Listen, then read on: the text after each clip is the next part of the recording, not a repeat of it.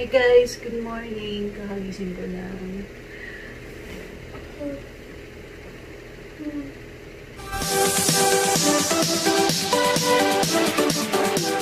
Mga friendships. Kakagising ko lang actually. Naghilamos na ako, nag-toothbrush na ako. Kasi baka maamoy nyo. Charot. Okay, so for today's video guys, i-review ko itong cellphone kong bago, which is yung Samsung S20, kasi marami talagang nagre-request na i-review ko daw to. So, if you're interested, just please keep on watching. So, ito yung aking Samsung S20. Ipapakita ko sa inyo lahat ng mga apps na mga ginagamit ko.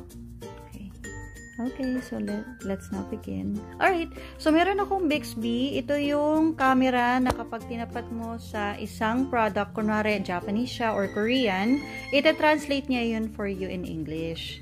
Tapos, meron din akong Sims, social network platforms. Ito, meron akong Instagram, Facebook, Messenger, Twitter, Jabbers, sa office ko yan. Security Bank, ito yung online banking ko. YouTube, Studio, YouTube, yung mismong YouTube channel. Ayun, Starbucks PH, Lazada, Shopee, Uniqlo, Zalora, Watsons PH, H&M, Zaful, Globe One, since nakaline ako, Globe Rewards, Play Store, My Tracker. Ito yung pang-track ng aking menstrual period or menstrual cycle. Meron din akong food delivery, meron akong Mac delivery, Burger King, Shakey's, Chowking, yun, Shop SM, Galaxy Store, TikTok, Gmail, yan, ang mga apps na ginagamit ko here. Tapos, ito yung mga ginagamit kong apps for YouTube editing. Yan, yung mga yan. May clock, Samsung Notes, Gallery, SmartThings. Ito yung SmartThings. Ito naman yung kapag ka hindi mo makita yung remote mo, tapos wala ka ng time maghanap. Ito yung pwede mong gamitin. Yan. Ito yung pwede mong gamitin para, hindi kasi ako naka-wifi. Yan. Ito yung pwede mong gamitin para i-navigate yung TV. Tapos Spotify, hindi pa pwedeng wala to. Samsung Pass. Tapos ito yung mga pang-email, yan, Office, OneDrive, LinkedIn, Outlook. Yan, Google, Chrome, Maps, Drive, Play Movies and TV, Duo, and Photos. Tapos, yan, yun yung mga pang-office ko yan. And then this one is Insta-Take Download kapag kami nakita akong magandang video sa Instagram na gusto ko i-upload, ilagay ko sa stories. Dito ko siya ina-upload. Tapos, meron din ako ditong 4G na app na pwede kong gamitin kapag gusto kong mag-data. Yan. Ito yun. Yan. Yun yung mga pwede kong pagpilian dyan.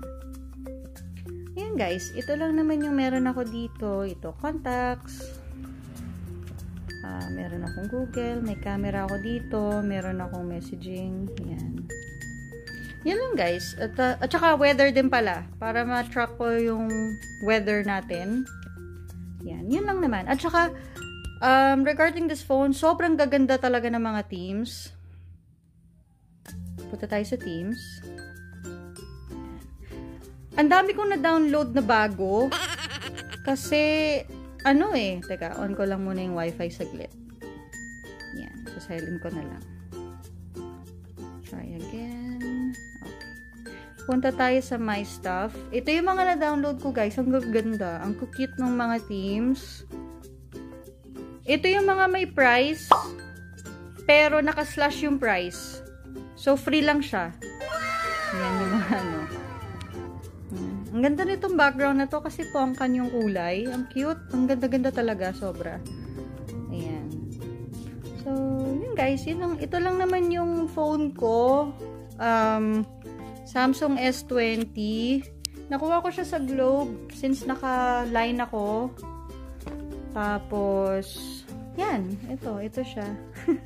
Wala na ako ibang masabi. Ayun.